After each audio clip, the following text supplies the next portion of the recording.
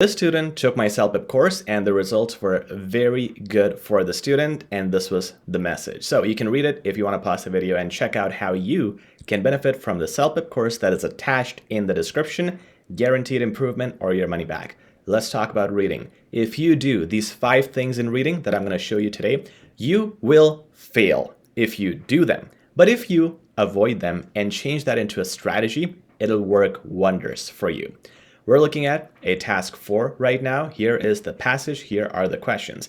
Now we're going to look at question number 4 for this video. It covers all areas that I want to talk about. The first area is looking at keywords. So let's read it and do a practical example, shall we? In what way does quantum computing potentially impact contemporary cryptographic security? Almost everything here can be paraphrased. Quantum cannot. Cryptographic cannot.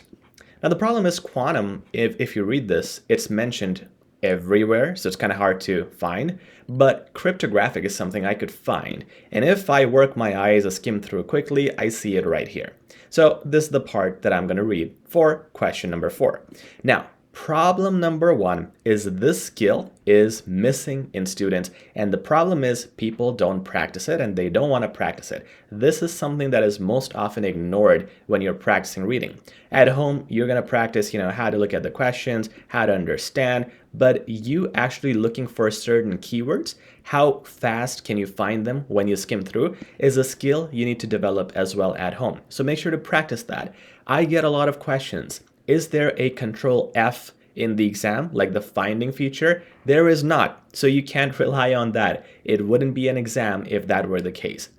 So if I see a word, how quickly can I find it? If I find it in 10 seconds, the next time I practice, I should be able to find it in 5 seconds and then slowly and gradually reduce that time.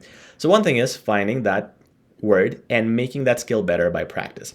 The other thing you want to work on is understanding the question. So what I just showed you is people look at this and let's say you find it really quickly here. Good job, good on you. Now you will start reading this, which is what you're supposed to do. But before that, one crucial step that is missed is you actually understanding what the question is asking. And I'll show you how big of a difference this can make. The question says, in what way does quantum computing potentially impact contemporary cryptographic security? So how does it affect? Remember, that is the question. In your mind, you want to understand what is the effect of quantum computing on this cryptographic security. Okay, got it? It's important. We'll check it later again. Let's read this part where the answer most likely is. Furthermore, the implications for cryptography are profound. Okay, it's general. I don't know what the implications are. Let's keep reading. Quantum computers potentially threaten the security of contemporary cryptographic systems. So one thing we know is it's negative. It's a bad thing. It threatens the security. Good. Okay, so I know now how it threatens security. Perfect. Which are largely predicated on the difficulty of factoring large integers. Now, this is a description of the security systems. It does not mean that it is how it is impacting the cryptographic systems. I can kind of ignore it, but I want to keep it in mind for future. Maybe it's useful. A task quantum computers can execute but exponentially faster. So this task, whatever this task is, it is something that quantum computers can execute faster. Cool. Do I need to know this? No, not really, right? I'm not looking at what quantum computers can do better or worse. I'm looking at the impact of quantum computing on cryptographic security. So if I'm looking at this, I'm not looking at all of this. It's good to know that information, but here is what I am focused on. The quantum computers potentially threaten the security of contemporary cryptographic systems. This is your answer. Your answer is going to come out from here. So at this point, it's very easy, right? I just got to open this and it's all good. Let's see if that works. Now, here are our options and you can pause the video, try to guess the answer. Okay, I'm going to continue now. Increases encryption reliability? No, it's negative, it's not positive. Makes data quantum safe? That's also positive? Nope. Next, undermines encryption standards. That's negative. So we were negative here. That could be an answer. D, negates data protection. That is also negative. So the answers are either C or D. What I just did is I eliminated answers A and B. And this is strategy number 3, but at the same time, it's a major mistake, number 3, when people don't look at all the options. If I am an average student, what I would do is go here and open up this, and I see this is talking about standards and this is talking about protection. I'm going to click one of them quickly without looking at others. But in CELPIP, a lot of times there are very close answers. So you want to practice elimination, you have to read all options because you never know. And that makes things clear. Now I have eliminated 2 options. I just got to look at 2 here. Now here's where the confusion is. And this is again a problem when people are not specific enough and when they are looking at the exact answer. They're trying to find the exact answer. For example, none of these words or options are really mentioned here. This says quantum computers potentially threaten the security of this thing. So it's something that will threaten security. Do you see anything like that? No, it's talking about negates data protection, which kind of looks like it is not gonna be good for security because data is not being protected.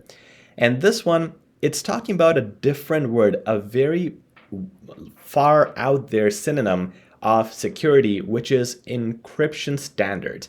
And undermines just means it weakens the encryption standards or the security of the system.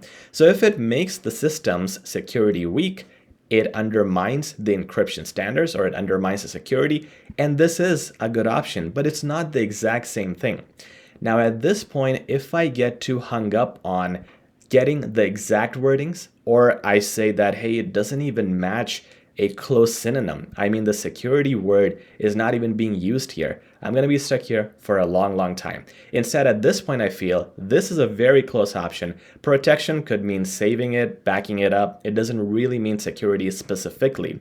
But this encryption standards is a very, I wouldn't say it's a synonym. It's just so different from security. But within the given options, this is the closest thing. So I'm going to select it and I'm not going to get too stuck on this. I will move on now, do my other questions. If I have time, I'll come back and once again, compare C and D. But remember, in CELPIP, you might not get the exact words. You might not get 100% satisfaction to get the exact thing that you found in the passage. So get the closest thing and move on. So problem number 4 is being too stuck and hung up on the exact or the proper answer because you might never find it. In fact, in this answer C is correct.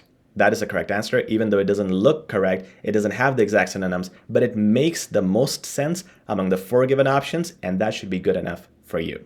Okay, these were the 4 things. Let's discuss the 5th thing, but for that I'm going to open part 3 because this is different from all other parts. Multiple choice questions, parts 1, 2, and 4. You can follow the 4 things I mentioned earlier. But what about part 3? I'm going to give you guys a really cool strategy. You're going to love this. Look, if you've been following my channel, you know one strategy we use is look at all the questions, look at all the keywords, okay? Look at and think about their paraphrased versions. Then go in the passage, look at this, then match. Look at this, then match, right? We know that. But here is where you can do it even better by understanding the positive tone and the negative tone. Here's what I mean. You're going to love this, okay? Look, it says here in number 1, something that revolutionizes something, so it's positive. Novel means for securely transmitting data over. And novel means, so something new for doing something. So it's probably positive too, or maybe average, maybe descriptive. Now this one, look at this, it's negative, okay? Technology enhances protection, positive, and so on. So this way you can see the words that are positive and negative. Something like potential crisis, extremely negative. Unpredictability, that's negative. So now I have an idea of what are positives and negatives, and this way I could actually do this much faster. If I skim through quickly, look at paragraph number A, it says, or paragraph A, it's very general. It's not saying any negative words or positive. You can skim through it, you can pause the video, but if you look at it, it's very general, kind of overall description. This one, B, is talking about the real good things, the pros. It's going to transform communication. And for that, I would quickly look at something like revolutionizes, matches very closely. It harnesses something, so it's a method that could probably help. It's talking about how it helps in deployment, enabling something, anticipated to redefine the landscape of whatever, right? So it sounds very positive. I'm very confident that paragraphs A and B would match a lot of the positive points here.